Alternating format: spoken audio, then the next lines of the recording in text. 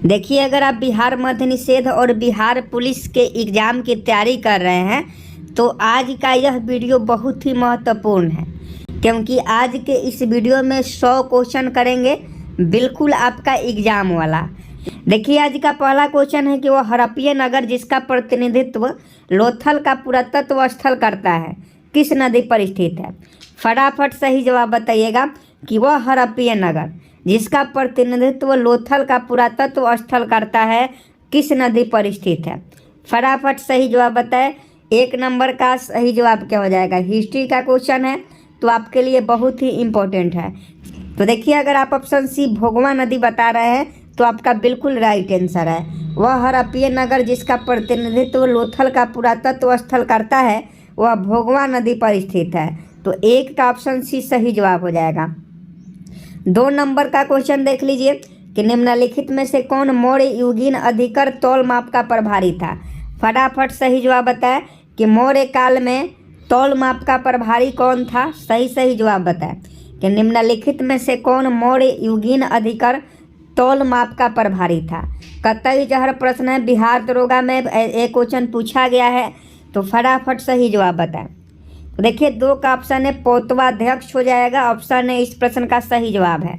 Next प्रश्न आपके लिए बहुत ही महत्वपूर्ण है बिहार पुलिस के लिए कि कौटिल्य का अर्थशास्त्र एक है। आप सभी जानते हैं कि अर्थशास्त्र नामक पुस्तक जो है कौटिल्य ने लिखा था, तो कौटिल्य का अर्थशास्त्र है। फटाफट 3 का सही जवाब बताएं। यह शासन के सिद्धांतों की पुस्तक है।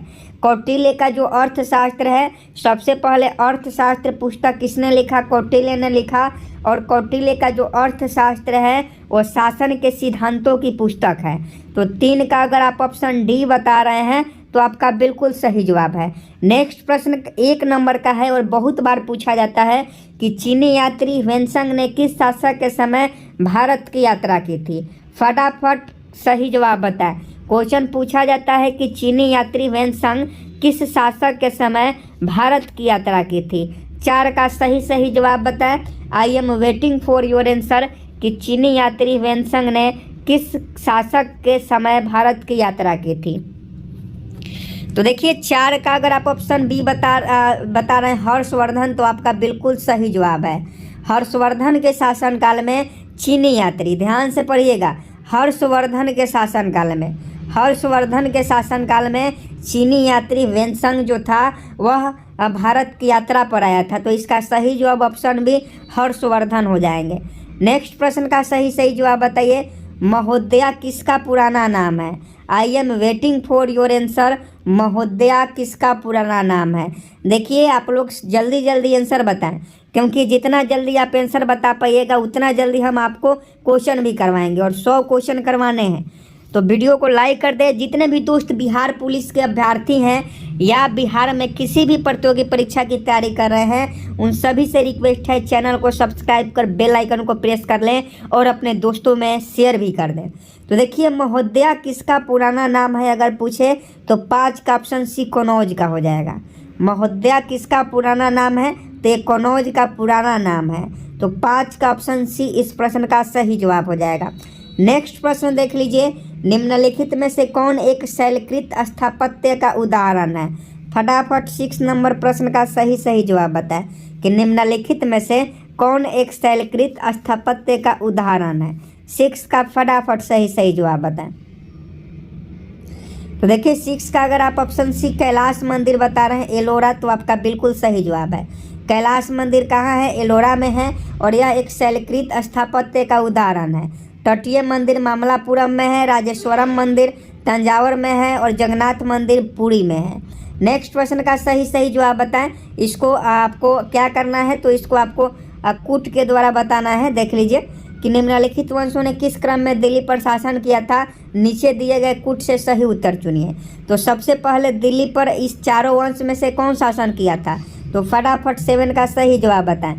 तो देखिए, सबसे पहले गुलाम वंश की स्थापना होती है। कुतुबुद्दीन ऐबक गुलाम वंश सबसे पहले दिल्ली पर आता है।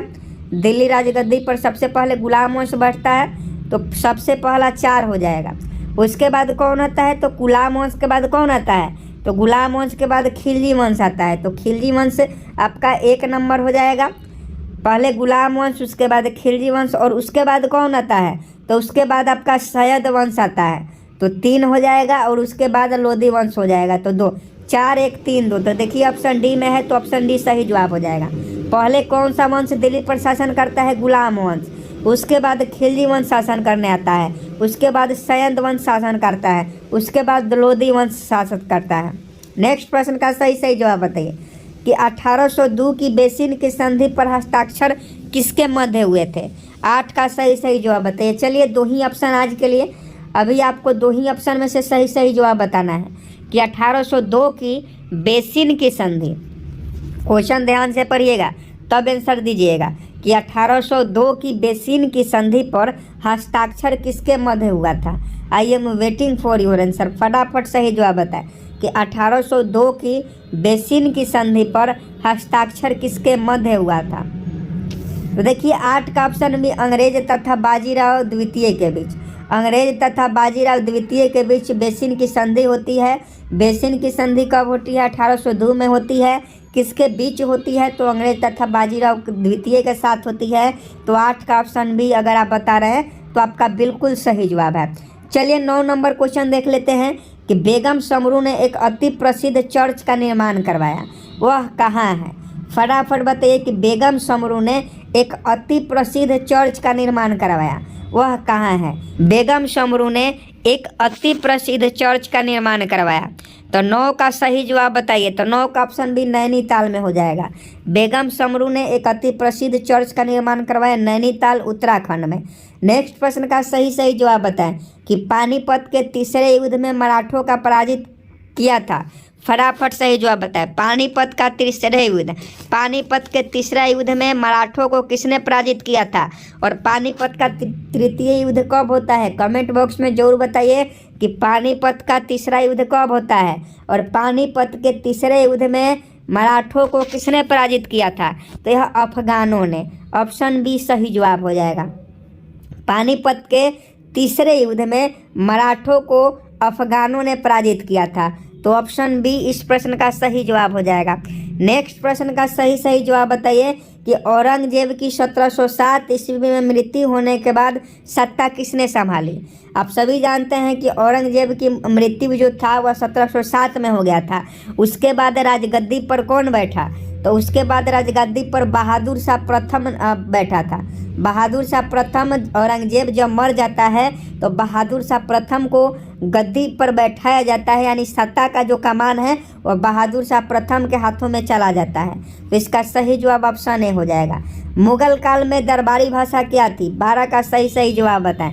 आई am waiting for your answer कि मुगल काल में दरबारी भाषा क्या थी? देखिए अगर आप फारसी बता रहे हैं तो आपका बिल्कुल सही जवाब है। फारसी इस प्रश्न का बिल्कुल सही जवाब हो जाएगा। मुगल काल में दरबारी भाषा थी तो फारसी थी। तो 12 का ऑप्शन सी फारसी बिल्कुल सही जवाब हो जाएगा। 13 नंबर प्रश्न का सही जवाब बताएं कि अंग्रेजों द्वारा सिंध विजय संपन्न हुआ। आई am waiting for your answer. अंग्रेजों के द्वारा सिंध विजय संपन्न हुआ। तो 13 का सही जवाब बताएं। तो लॉर्ड एलनबरो के समय अंग्रेजों द्वारा सिंध विजय कब प्राप्त किया गया? तो लॉर्ड एलनबरो के शासनकाल में सिंध विजय संपन्न हुआ था अंग्रेजों के द्वारा। तो 13 का अगर आप ऑप्शन ए लॉर्ड एलनबरो बता रहे हैं तो आपका बिल्कुल सही जवाब है।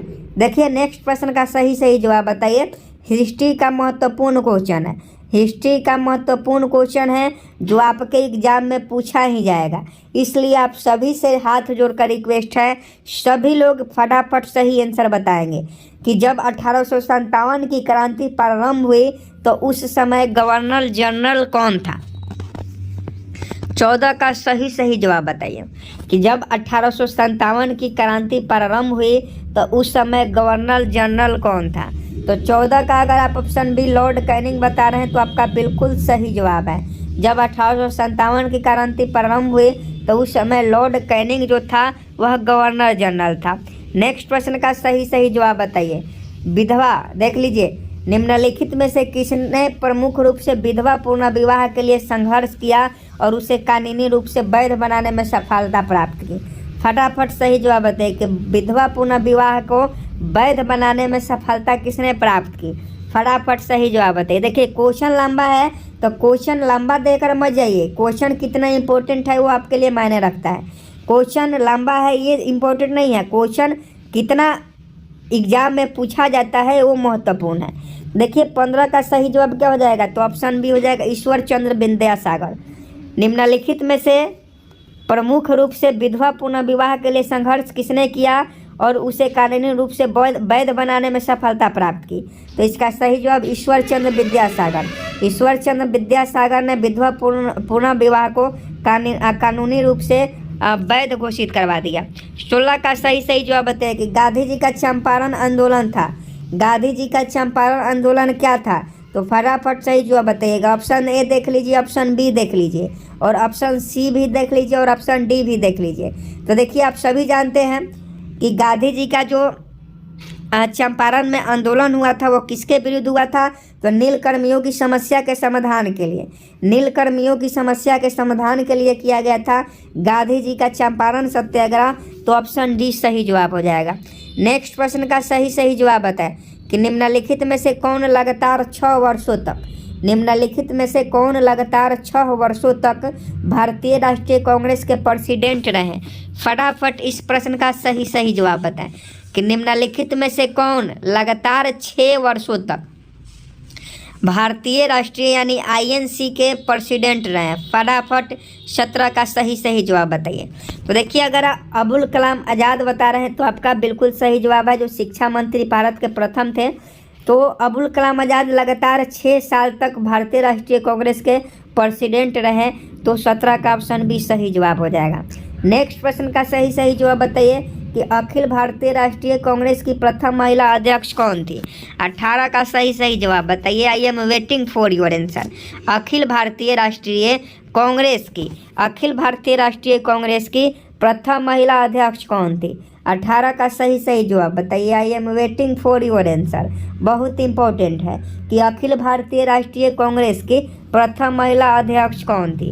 तो देखिए अगर आप 18 का ऑप्शन सी एनी बेसेंट बता रहे हैं तो आपका बिल्कुल सही जवाब है। एनी बेसेंट जो थी वह अखिल भारतीय राष्ट्रीय कांग्रेस की प्रथम महिला अध्यक्ष बनी थी, तो ऑप्शन सी इस प्रश्न का सही जवाब हो जाएगा। नेक्स्ट प्रश्न का सही जवाब बताइए कि मुस्लिम लीग का वार्षिक अधिवेशन जिसमें जिन्ना के 2 राष्ट्र के सिद्धांत को मान्यता दी गई थी, यह कहाँ हुआ था। आपको बताना है कि मुस्लिम लीग का वार्षिक अधिवेशन जिसमें जिन्ना ने 2 राष्ट्रों की मांग की, यह किस अधिवेशन में किया गया था आपको बताना है। तो 19 का सही जवाब बताएं, फटाफट बताएं। तो देखिए लाहौर अधिवेशन में, मुस्लिम लीग का वार्षिक अधिवेशन लाहौर में हुआ था और उसी में मोहम्मद अली जिन्ना ने 2 राष्ट्रों के सिद्धांत को मान्यता दी थी, तो इसका सही जवाब ऑप्शन है लाहौर में हो जाएगा। नेक्स्ट प्रश्न का सही जवाब बताएं कि निम्नलिखित में से किसके द्वारा जलियांवाला बाग कांड के विरुद्ध में सर की उपाधि त्याग दी गई। बहुत इंपॉर्टेंट क्वेश्चन है, 1 नंबर का क्वेश्चन है और बहुत ज़्यादा इंपॉर्टेंट है। देखिए चैनल को जो लोग अभी तक सब्सक्राइब नहीं किए हैं वो लोग चैनल को सब्सक्राइब कर लेंगे। और 20 का सही जवाब बताइए। तो देखिए 20 का अगर आप ऑप्शन बी क्या हो जाएगा, 20 का सही आंसर। तो देखिए 20 का सही जवाब ऑप्शन सी हो जाएगा रविन्द्रनाथ टैगोर। रविन्द्रनाथ टैगोर ने जलियांवाला बाग कांड के विरोध में सर की उपाधि त्याग दी, तो रविन्द्रनाथ टैगोर बिल्कुल सही जवाब हो जाएंगे। नेक्स्ट प्रश्न का सही जवाब बताइए कि बाल गंगाधर तिलक को लोकमान्य विशेषण कब दिया गया।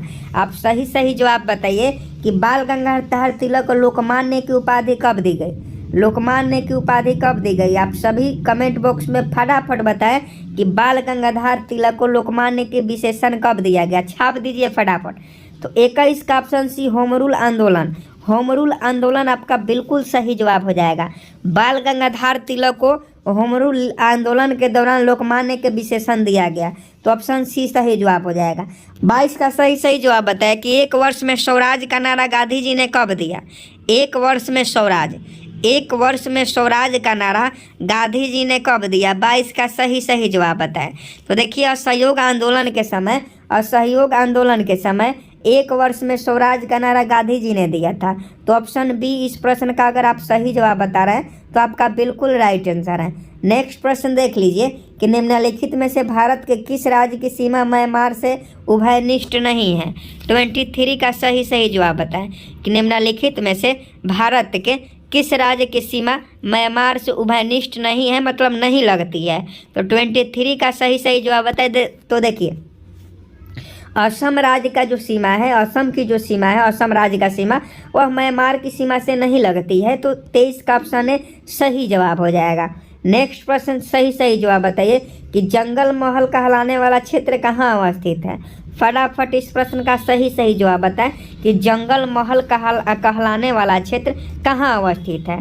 तो देखिए 24 का अगर आप ऑप्शन है पश्चिम बंगाल बता रहे हैं तो आपका बिल्कुल सही जवाब है जंगल महल कहलाने वाला क्षेत्र पश्चिम बंगाल राज्य में स्थित है। नेक्स्ट प्रश्न का सही जवाब बताइए कि निम्न नदियों में से कौन सी एक हिमालय की तीनों श्रेणियों को आर पार काटती है। फटाफट सही जवाब बताएं कि निम्न नदियों में से कौन सी एक हिमालय की तीनों श्रेणियों को आर पार काटती है। और देखिए बिहार पुलिस बिहार मद्य निषेध के जितने भी अभ्यर्थी हैं वीडियो में अंत तक बने रहेंगे, क्योंकि अगर आप क्लास पूरा नहीं करते हैं तो बाद में आप ही को घाटा होगा। तो देखिए 25 का सही जवाब ऑप्शन भी सतलज नदी हो जाएगा। सतलज नदी जो है वह हिमालय के तीनों श्रेणियों को आर पार काटती है। तो 25 का ऑप्शन भी सही जवाब हो जाएगा। भारतीय मौसम विज्ञान विभाग स्थापित है। फटाफट बताइए 26 का सही जवाब कि भारतीय मौसम विज्ञान विभाग कहाँ अवस्थित है। तो देखिए अगर आप ऑप्शन है नई दिल्ली में बता रहे हैं तो आपका बिल्कुल राइट आंसर है। भारतीय मौसम विज्ञान विभाग जो है नई दिल्ली में स्थित है। अगला प्रश्न देख लीजिए भारत के निम्नलिखित में से किस क्षेत्र में शीतकाल में वर्षा होती है। फटाफट सही जवाब बताएं कि निम्नलिखित में से किस क्षेत्र में शीतकाल में यानी सर्दी के मौसम में भी वर्षा होती है, ठंडा के मौसम में। तो देखिए दक्षिण पूर्व भाग में, भारत के दक्षिण पूर्व भाग में शीतकाल में भी वर्षा होती है। तो 27 का अगर आप ऑप्शन डी बता रहे हैं तो आपका बिल्कुल सही जवाब है। नेक्स्ट प्रश्न का सही जवाब बताएं कि बाघों का प्रमुख रिजर्व सरिस्का किस राज्य में अवस्थित है। 1 नंबर का क्वेश्चन है और छाप दीजिए फटाफट किस प्रश्न का सही जवाब क्या हो जाएगा। फटाफट छाप दीजिए क्योंकि बहुत इंपॉर्टेंट है कि बाघों का प्रमुख रिजर्व सरिस्का किस राज्य में स्थित है। तो देखिए सरिस्का अभ्यारण्य जो है बाघों का प्रमुख रिजर्व है और सरिस्का अभ्यारण्य की बात करें तो यह आपका राजस्थान में है जो बाघों का प्रमुख रिजर्व है। तो इसका सही जवाब राजस्थान हो जाएगा। क्वेश्चन पूछे कि सरिस्का अभ्यारण्य किस राज्य में है तो राजस्थान में है। अगर पूछे टाइगर रिजर्व देख लीजिए भारत के निम्न टाइगर रिजर्व में से कौन सा मिजोरम में अवस्थित है। फटाफट आपको बताना है कि भारत के निम्नलिखित टाइगर रिजर्व में से कौन सा रिजर्व जो है मिजोरम राज्य में स्थित है। 29 का सही जवाब बताएं कि भारत का कौन सा टाइगर रिजर्व है जो मिजोरम में अवस्थित है। तो देखिए ऑप्शन सी डम्फा हो जाएगा। डम्फा टाइगर रिजर्व जो है वह मिजोरम राज्य में स्थित है। तो अगर क्वेश्चन पूछे कि मिजोरम में कौन सा टाइगर रिजर्व है तो डम्फा है। मेलघाट भी है टाइगर रिजर्व, बुक्सा भी है, भद्रा भी है। नेक्स्ट प्रश्न का सही जवाब बताएं कि भारत के किस राज्य में उसके क्षेत्र का अधिकतम प्रतिशत क्षेत्र वनाच्छादित है। 1 नंबर का क्वेश्चन है और देखते हैं कितने बच्चे इस प्रश्न का सही जवाब बताते हैं कि भारत के किस राज्य में उसके क्षेत्र का अधिकतम प्रतिशत क्षेत्र वनाच्छादित है। 30 का सही जवाब बताएं। देखिए अगर आप ऑप्शन सी मिजोरम बता रहे हैं तो आपका बिल्कुल सही जवाब है। अधिकतम प्रतिशत क्षेत्र वनाच्छादित जो है मिजोरम राज्य में है। तो ऑप्शन सी सही जवाब हो जाएगा। नेक्स्ट प्रश्न 31 नंबर का सही जवाब बताएं कि भारत में लवणीय मृदा का सर्वाधिक क्षेत्रफल है। आई am waiting for your answer कि भारत में लवणीय मृदा का सर्वाधिक क्षेत्र कौन सा है। 31 का सही जवाब बताएं। तो देखिए 31 का ऑप्शन सी गुजरात बता रहे हैं तो आपका बिल्कुल सही जवाब है। भारत में लवणीय मृदा का सर्वाधिक क्षेत्रफल गुजरात राज्य में है, इसीलिए वहाँ का पानी जो है थोड़ा सा नमक युक्त लगता है, समझे कि नहीं। तो 31 का ऑप्शन सी सही जवाब हो जाएगा। देखिए एक बार में अगर क्वेश्चन नहीं समझ में आ रहा हो तो वीडियो को रिपीट कर लीजिएगा, यानी वीडियो को दोबारा देख लीजिएगा जिससे आपका सभी क्वेश्चन याद हो जाएंगे और सभी क्वेश्चन में जो भी डाउट है वो आपका क्लियर हो जाएंगे। नेक्स्ट प्रश्न का सही जवाब बताएं कि सोयाबीन की खेती किस राज्य में सर्वाधिक होती है। ये क्वेश्चन पूछा जाता है बार बार और ये क्वेश्चन आपको करवाए भी हैं कि सर्वाधिक खेती जो है सोयाबीन की किस राज्य में होती है। तो देखिए 32 का ऑप्शन सी मध्य प्रदेश हो जाएगा। सोयाबीन की सबसे ज़्यादा जो खेती है वो मध्य प्रदेश में की जाती है। नेक्स्ट प्रश्न का सही जवाब बताइए कि बाह्य पतन का विशिष्ट उदाहरण है। 33 नंबर का सही जवाब बताइए कि बाह्य पतन का विशिष्ट उदाहरण है। बाह्य पतन, तो देखिए बाह्य पतन का विशिष्ट उदाहरण हल्दिया है। हल्दिया आपका बिल्कुल सही जवाब हो जाएगा। हल्दिया एक जगह का नाम है, तो यह बाह्य पतन का उदाहरण है। आगे देखिए 34 नंबर की भारत में निम्न शैल तंत्रों में से किसमें लौह अयस्क के प्रमुख जमाव पाए जाते हैं। फटाफट सही जवाब बताएं कि भारत के निम्न शैल तंत्रों में से किसमें लौह अयस्क के प्रमुख जमाव पाए जाते हैं। तो 34 का सही जवाब बताएं। देखिए धरवार तंत्र बता रहे हैं, धरवार तंत्र, तो आपका बिल्कुल सही जवाब है। धरवार तंत्र में लौह अयस्क के प्रमुख जमाव पाए जाते हैं। नेक्स्ट प्रश्न का सही जवाब बताइए कि पृथ्वी किसके बीच में स्थित है। पृथ्वी स्थित है, फटाफट इस प्रश्न का सही जवाब बताइए। छाप दीजिए कमेंट बॉक्स में कि इस प्रश्न का सही जवाब क्या हो जाएगा। आई am waiting for your answer कि पृथ्वी स्थित है। तो देखिए पृथ्वी कहाँ स्थित है, तो पृथ्वी की हम लोग बात करें तो यह शुक्र एवं मंगल के मध्य, यानी शुक्र और मंगल के बीच में जो है ये पृथ्वी स्थित है। तो इसका सही जवाब ऑप्शन ए हो जाएगा। नेक्स्ट प्रश्न का सही जवाब बताएं कि सिकान नामक विश्व की सबसे लंबी रेल सड़क सुरंग स्थित है। 36 का सही जवाब बताइएगा कि सिकान नामक विश्व की सबसे लंबी रेल सड़क सुरंग स्थित है। तो 36 का देख लीजिए ऑप्शन सी जापान में हो जाएगा।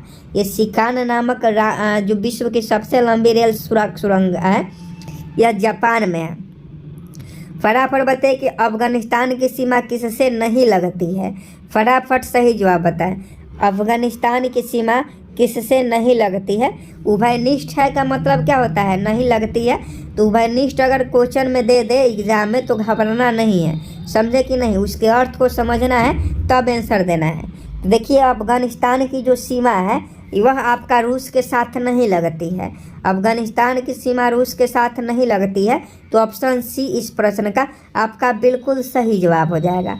नेक्स्ट प्रश्न का सही जवाब बताइए। सुमेलित करना है, तो सुमेलित करिए फटाफट, सुमेलित कीजिए फटाफट, जल्दी से सुमेलित कीजिए। सुमेलित करना है। तो देखिए वेनेजुएला बुगाट ये गलत है, न्यूजीलैंड कार्कस ये गलत है, कोलंबिया वेलिंगटन ये गलत है, साइप्रस जो है वो निकोसिया है, ये बिल्कुल आपका सही है। तो 38 का ऑप्शन डी सही जवाब हो जाएगा। नेक्स्ट प्रश्न का सही जवाब बताएं कि प्रशांत महासागरीय द्वीप में से कौन मेलेनेशिया द्वीप समूह में सम्मिलित है। फटाफट सही जवाब बताइएगा कि प्रशांत महासागरीय द्वीपों में से कौन मेलेनेशिया द्वीप समूह में शामिल है। ज्योग्राफी का क्वेश्चन है। तो सोलोमन द्वीप जो है वह प्रशांत महासागरीय द्वीपों में से एक है जो मेलेनेशिया द्वीप समूह में शामिल है। नेक्स्ट प्रश्न का सही जवाब बताइए कि पंपास घास का मैदान किस देश में है। पंपास घास के मैदान कहाँ स्थित है। क्वेश्चन पूछा जाता है कि पंपास घास के मैदान किस देश में स्थित है या कहाँ स्थित है। तो फटाफट बताइए कि पंपास घास का मैदान। तो पंपास घास का मैदान, ये पहले भी क्वेश्चन आपको करवाए हैं कि पंपास घास का जो मैदान है वह अर्जेंटीना में स्थित है। तो इसका सही जवाब ऑप्शन सी हो जाएगा। नेक्स्ट प्रश्न 41 नंबर का सही जवाब बताइए कि जनगणना 2011 के अनुसार सर्वाधिक जनघनत्व वाला राज्य है। आई am waiting for your answer कि जनगणना 2011 के अनुसार सर्वाधिक जनघनत्व वाला राज्य कौन सा है। 41 का सही जवाब बताएं कि जनगणना 2011 के अनुसार सर्वाधिक जनघनत्व वाला राज्य कौन सा है। तो देखिए अगर आप बिहार बता रहे हैं तो आपका बिल्कुल सही जवाब है। जनगणना 2011 के अनुसार सर्वाधिक जनघनत्व वाला राज्य बिहार है। तो 41 का ऑप्शन है सही जवाब हो जाएगा। ये क्वेश्चन पूछा जाता है, बहुत बार पूछा गया है और आपको याद भी रखना होगा कि जनगणना 2011 के अनुसार सर्वाधिक जनघनत्व वाला राज्य कौन सा है, तो ये बिहार है। नेक्स्ट प्रश्न का सही सही जवाब बताइए कि सन 2011 की जनगणना के अनुसार, यानी जनगणना 2011 के अनुसार भारत के किस राज्य में से सकल जनसंख्या के सापेक्ष नगरीय जनसंख्या का प्रतिशत सबसे कम है।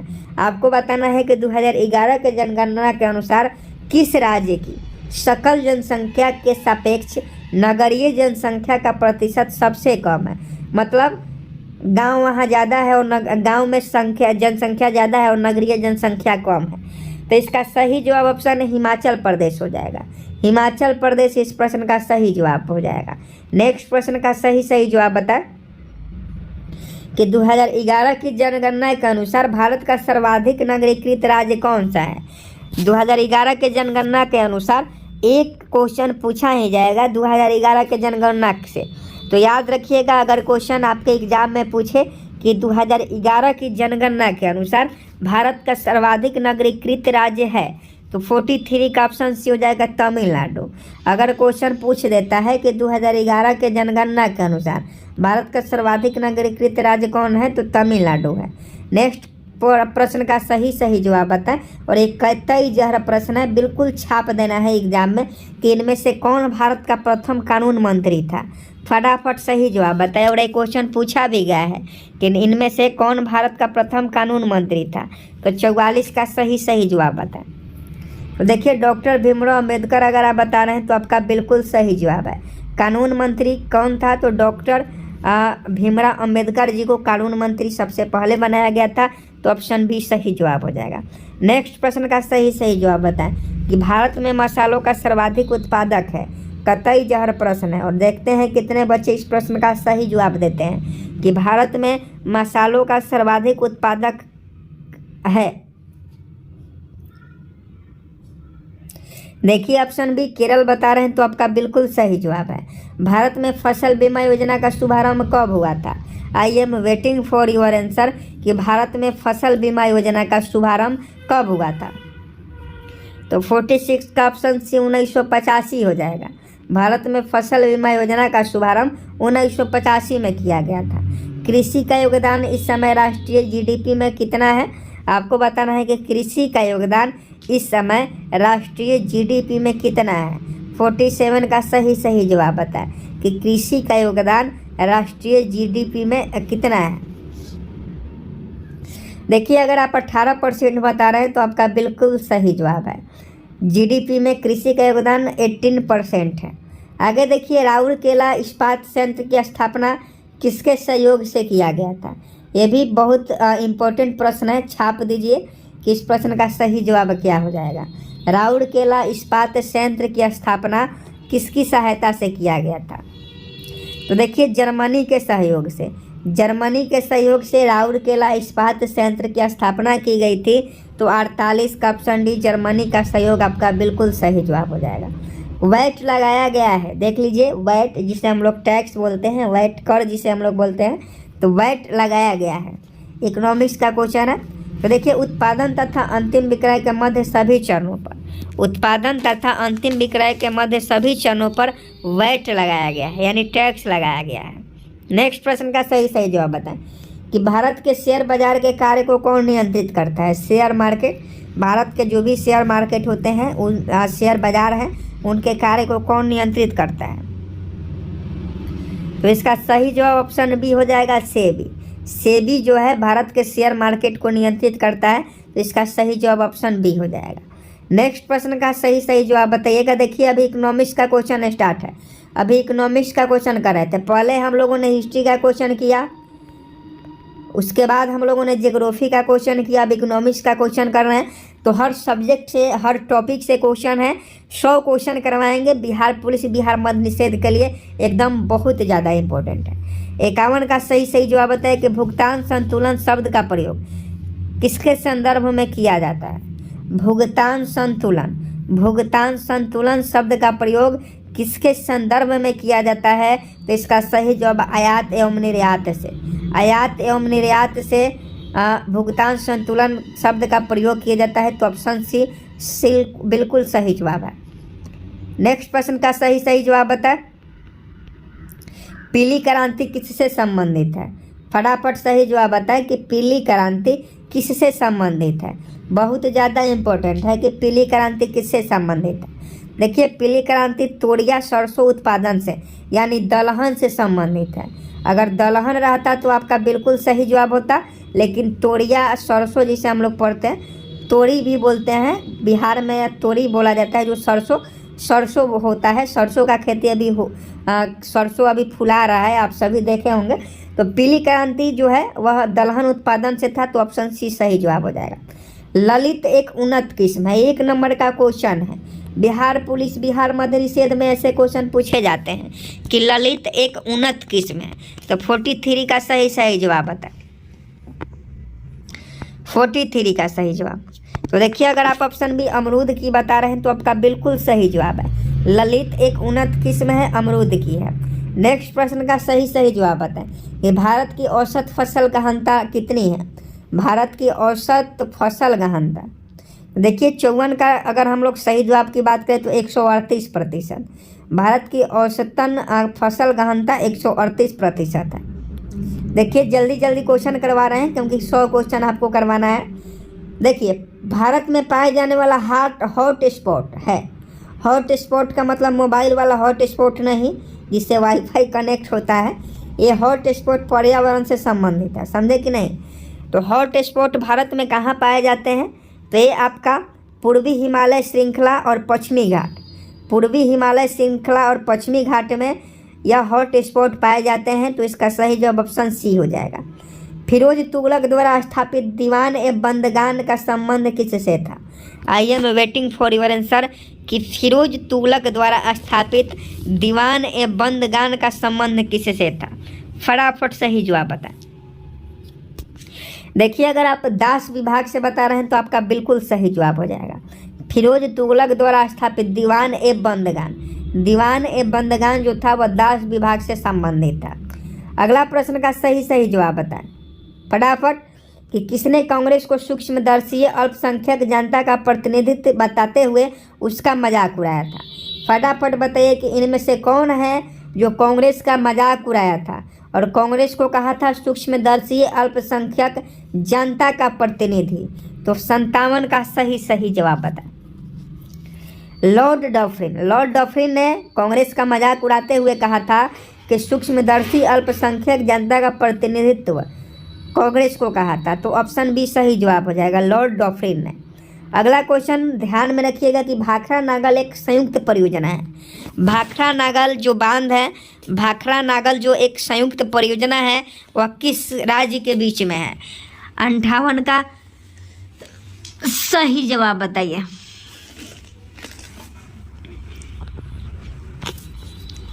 फटाफट इस प्रश्न का सही जवाब बताएं। देखिए, अगर आप ऑप्शन है हरियाणा, पंजाब और राजस्थान बता रहे हैं तो आपका बिल्कुल राइट आंसर है। भाखड़ा नागल एक संयुक्त परियोजना है हरियाणा, पंजाब और राजस्थान की। नेक्स्ट प्रश्न का सही जवाब बताएं कि ओजोन परत मुख्यतः कहाँ पाई जाती है? 59 का सही जवाब बताएंगे कि ओजोन परत मुख्यतः कहाँ पाई जाती है। बिल्कुल सही जवाब ऑप्शन सी समताप मंडल में बिल्कुल राइट आंसर है। ओजोन परत कहाँ पाई जाती है? तो समताप मंडल में पाई जाती है। तो इसका सही जवाब समताप मंडल हो जाएगा। नेक्स्ट प्रश्न का सही जवाब बताएं। संविधान पांडुलेखन समिति का कौन सदस्य नहीं था? निम्नलिखित में कौन संविधान पांडुलेखन समिति का सदस्य नहीं था? फटाफट इस प्रश्न का सही जवाब बताएं कि निम्नलिखित में कौन संविधान पांडुलेखन समिति का सदस्य नहीं था? तो देखिए, पंडित जवाहरलाल नेहरू जो थे, पंडित जवाहरलाल नेहरू संविधान पांडुलेखन समिति के सदस्य नहीं थे। नेक्स्ट प्रश्न का सही जवाब बताइएगा कि नेक्स्ट प्रश्न का सही जवाब क्या हो जाएगा। भारत का संविधान बताइए, भारत का संविधान कैसा है? पॉलिटी से अब क्वेश्चन आ गया। तो देखिए, हर तरीका से क्वेश्चन आपको करवा रहे हैं, हर टॉपिक से। हिस्ट्री का किए, ज्योग्राफी का किए, इकोनॉमिक्स का किए, और पॉलिटी का कर रहे हैं, कुछ देर में साइंस का करेंगे। तो सभी लोग केवल वीडियो में शुरू से लेकर अंत तक बने रहें अगर आप बिहार पुलिस में इस बार सिलेक्शन लेना चाहते हैं तो बताइए कि भारतीय संविधान कैसा है?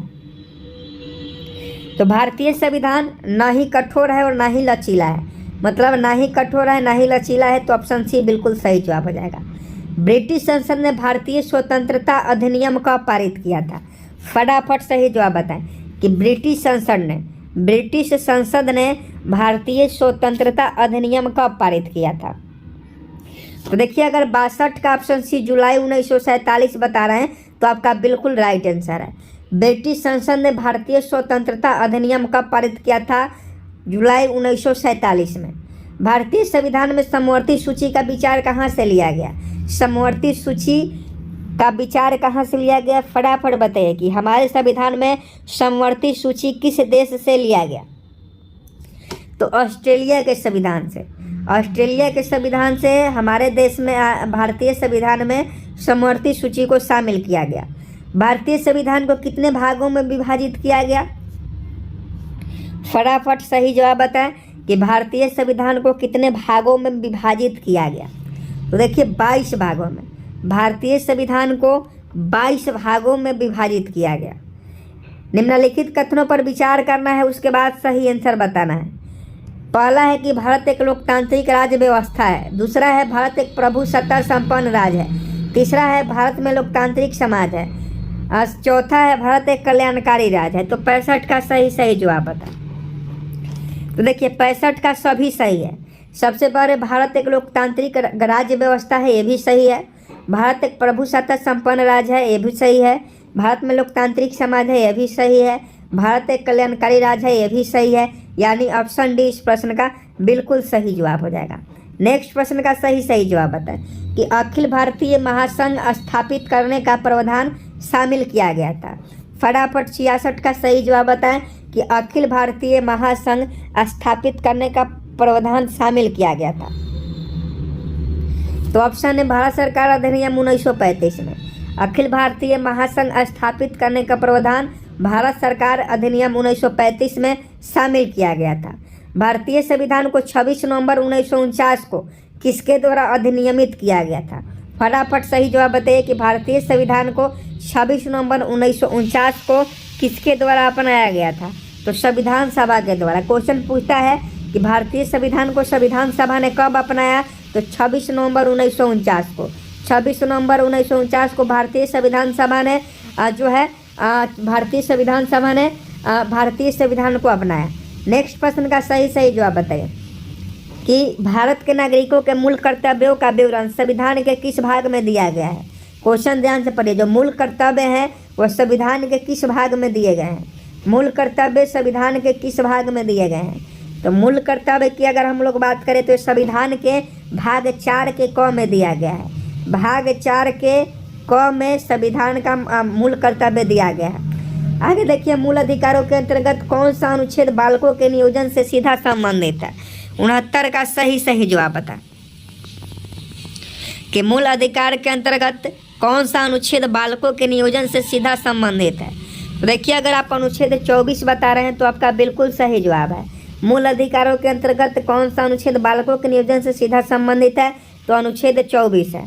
नेक्स्ट प्रश्न का सही जवाब बताइए कि भारतीय संविधान का संरक्षक समझा जाता है। फटाफट सही जवाब बताएं कि भारतीय संविधान का संरक्षण समझा जाता है। तो न्यायपालिका को, भारतीय संविधान का संरक्षक न्यायपालिका को कहा जाता है। तो ऑप्शन सी सही जवाब हो जाएगा। निम्नलिखित में कौन सा राज्य के नीति निर्देशक तत्वों में निहित है? आपको बताना है कि 4 ऑप्शन है, चारों में से कौन एक ऐसा ऑप्शन है जो राज्य के नीति निर्देशक तत्वों में निहित है? तो 71 का सही जवाब होता है। तो देख लीजिए, पहला ऑप्शन है कि अपराधों के लिए दोष सिद्धि के संबंध में संरक्षण। दूसरा है कि प्राण और दैहिक स्वतंत्रता का संरक्षण।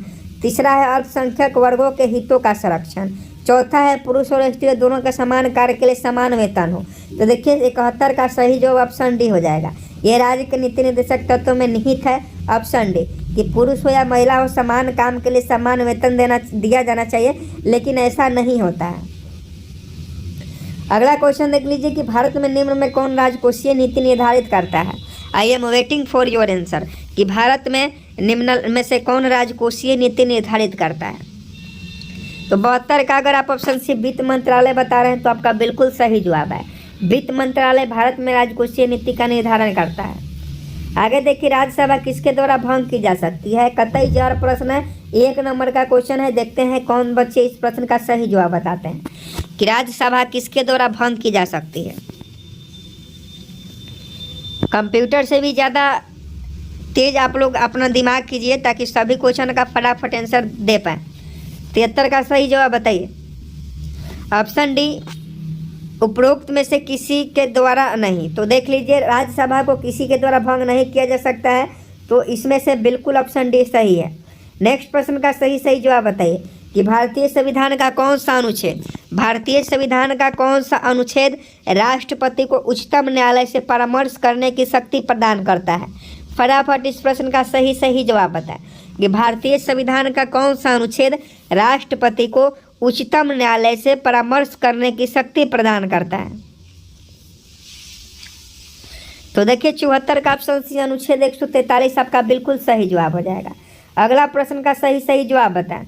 अगला प्रश्न का सही जवाब कि भारतीय संविधान का कौन सा भाग और अध्याय संघ और राज्यों के बीच विधायी के संबंध के बारे में है? फटाफट सही जवाब बताएं।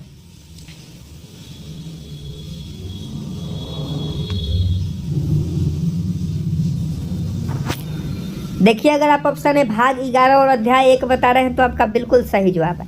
नेक्स्ट प्रश्न का सही जवाब बताएं कि निम्नलिखित में से कौन से संवैधानिक प्राधिकरण नहीं है? फटाफट इस प्रश्न का सही जवाब बताएं कि निम्न में कौन से संवैधानिक प्राधिकरण नहीं है? यहाँ देख लीजिए, फटाफट बताइए।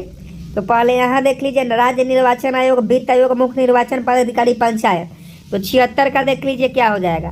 तो इसका सही जवाब पहले देख लीजिए, ऑप्शन यहाँ है। तो चारों जो है, पंचायत हो गया, राज्य निर्वाचन आयोग हो गया, चारों जो है वह आपका संवैधानिक प्राधिकरण है। ये भी है, ये भी है, ये भी है, ये भी है। 77 का देख लीजिए,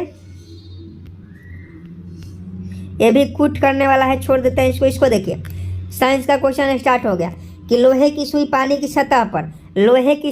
की सतह पर किस कारण से तैरती रहती है? फटाफट इस प्रश्न का सही जवाब बताएं कि लोहे की सुई पानी की सतह पर किस कारण से तैरती हुई रहती है? 78 का सही जवाब बताएं। तो 78 का सही जवाब देख लीजिए, ऑप्शन बी, पृष्ठ तनाव के कारण। पृष्ठ तनाव के कारण जो है लोहे की सुई पानी की सतह पर किस कारण से तैरती है? पृष्ठ तनाव कहाँ से होगा? पृष्ठ तनाव नहीं होगा। ऑप्शन बी बिल्कुल गलत आप लोग बता रहे हैं। ये ऑप्शन ए हो जाएगा, पानी के उत्प्लावन के कारण। लोहे की सुई जो है पानी की सतह पर किस कारण से तैरती है? पानी के उत्प्लावन के कारण। नेक्स्ट प्रश्न का सही जवाब बताएं कि निम्नलिखित में से विद्युत का सबसे अच्छा चालक कौन सा है? विद्युत का सबसे अच्छा चालक फटाफट सही जवाब बताएं कि विद्युत का सबसे अच्छा चालक। तो ये चांदी है, आप सभी जानते हैं। सिल्वर जो होता है वो विद्युत का सबसे अच्छा चालक होता है। डायनेमो परिवर्तित करता है, 1 नंबर का क्वेश्चन है और बिहार पुलिस में तो एक कई बार पूछा गया है। तो छाप दीजिए इस प्रश्न का सही जवाब कि डायनेमो परिवर्तित करता है। डायनेमो यांत्रिक ऊर्जा को विद्युत ऊर्जा में परिवर्तित करता है और विद्युत ऊर्जा को यांत्रिक ऊर्जा में मोटर परिवर्तित करता है। तो दोनों याद रखिएगा, अगर डायनेमो पूछे तो विद्युत ऊर्जा को यांत्रिक ऊर्जा को विद्युत ऊर्जा में, अगर मोटर पूछे तो विद्युत ऊर्जा को यांत्रिक ऊर्जा में। तो डायनेमो का सही जवाब ऑप्शन सी हो जाएगा। नेक्स्ट प्रश्न का सही जवाब बताएं कि यदि पृथ्वी का गुरुत्वाकर्षण बल अचानक लुप्त हो जाता है तो निम्न में से कौन सा परिणाम सही होगा? आप ही बताइए कि यदि पृथ्वी का गुरुत्वाकर्षण जो बल है वो अचानक गायब हो जाए तो क्या होगा? तो वस्तु का भार शून्य हो जाएगा परंतु द्रव्यमान वही रहेगा। वस्तु का जो वजन है वो शून्य हो जाएगा लेकिन द्रव्यमान वही रहेगा। नेक्स्ट प्रश्न का सही जवाब बताइए कि अधोलिखित में कौन सा रंग इंद्रधनुष के मध्य में दिखाई देता है? इंद्रधनुष में 7 रंग होते हैं, आप सभी जानते हैं कि इंद्रधनुष में 7 रंग होते हैं, लेकिन अधोलिखित में कौन सा रंग जो है दिखाई देता है? तो देखिए 82 का सही जवाब बताएं। तो यह हरा रंग है, यह हरा रंग जो है दिखाई देता है इंद्रधनुष में। नेक्स्ट प्रश्न का सही जवाब बताएं। यह भी कूट करने वाला है, तो देख लीजिएगा, मिलान करना है। मिलान कीजिए सूची 1 को सूची 2 से। तो एनोमीटर से क्या मापा जाता है? एनोमीटर से क्या मापा जाता है? एनोमीटर से क्या मापा जाता है? एनोमीटर से वायु वेग मापा जाता है, बिल्कुल सही जवाब है। सिस्मोग्राफ से क्या मापा जाता है? तो सिस्मोग्राफ से भूकंप मापा जाता है, भूकंप की तीव्रता बैरोग्राफ से, मंडलीय दबाव और हाइग्रोमीटर से आर्द्रता। तो देख लीजिए क्या हो जाएगा, 3 हो जाएगा, 1 हो जाएगा, 3 1 2 4, 3 1 2 4। तो देख लीजिए 3 1 2 4 ऑप्शन डी सही जवाब हो जाएगा। एक काटा हुआ हीरा क्यों जगमगाता है? फटाफट सही जवाब बताए कि एक काटा हुआ हीरा क्यों जगमगाता है? ऑप्शन सी, पूर्ण आंतरिक परिवर्तन के कारण। एक काटा हुआ हीरा जो है वह पूर्ण आंतरिक परिवर्तन के कारण चमकता है। आगे देखिए कि किसे चूहा विष के रूप में जाना जाता है। बहुत इंपॉर्टेंट क्वेश्चन है, किसे चूहा विष के नाम से जाना जाता है? तो चूहा विष के नाम से जिंक फॉस्फाइड को जाना जाता है। जिंक फॉस्फाइड को चूहा विष के नाम से जाना जाता है। खट्टे दूध के उत्पाद में कौन सा अम्ल होता है? खट्टे दूध के उत्पाद में कौन सा अम्ल होता है? तो खट्टा दूध में लैक्टिक अम्ल पाया जाता है। लैक्टोमीटर से दूध की शुद्धता मापी जाती है। लैक्टोबैसिलस के कारण दूध से दही बनता है और लैक्टिक अम्ल खट्टे दूध में पाया जाता है। निम्नलिखित मिश्रण धातुओं में से किसे अमलगम कहते हैं? बताइए कि अमलगम किसे कहते हैं? अमलगम तो आप सभी जानते हैं पारा और जस्ता को। पारा और जस्ता को अमलगम कहा जाता है। तो ऑप्शन सी सही जवाब हो जाएगा। निम्नलिखित में कौन परजीवी पादप है? 88 का सही जवाब बताएं कि निम्नलिखित में कौन परजीवी पादप है। तो देखिए गोल्डन राइस बता रहे हैं, तो आपका बिल्कुल सही जवाब है। कौन सा जीवित ऊतक उच्च वर्गीय पौधे में जैव पोषक वाहक का कार्य करता है? कौन सा जीवित ऊतक उच्च वर्गीय पौधे में जैव पोषक वाहक का कार्य करता है? ये फ्लोएम होता है। फ्लोएम जो होता है पौधे में जैव पोषक वाहक का कार्य करता है। जाइलम जल का वाहन करता है। फ्लोएम उसके भोज्य खाद्य पदार्थ को वाहन करता है। नोस्कापिन किससे प्राप्त होता है? नोस्कापिन किससे प्राप्त होता है? तो यह पोस्ता यानी पॉपी से प्राप्त होता है। पोस्ता जिसे पॉपी कहा जाता है उसी से प्राप्त किया जाता है। संकल्प परियोजना किसके उन्मूलन से संबंधित है? संकल्प परियोजना। फटाफट सही जवाब बताएं कि संकल्प परियोजना किससे संबंधित है? संकल्प परियोजना। तो ये आपका संकल्प परियोजना एड्स से संबंधित है, HIV से संबंधित है। एड्स से संबंधित है, HIV से संबंधित है। संकल्प परियोजना सुमेलित करना है तो सुमेलित कीजिए ऑडियोग्राम सुमेलित कीजिए। ऑडियोग्राम सुमेलित कीजिए फटाफट। ऑप्शन यहाँ देख लीजिए।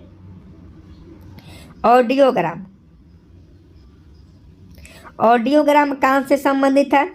ECG हृदय से।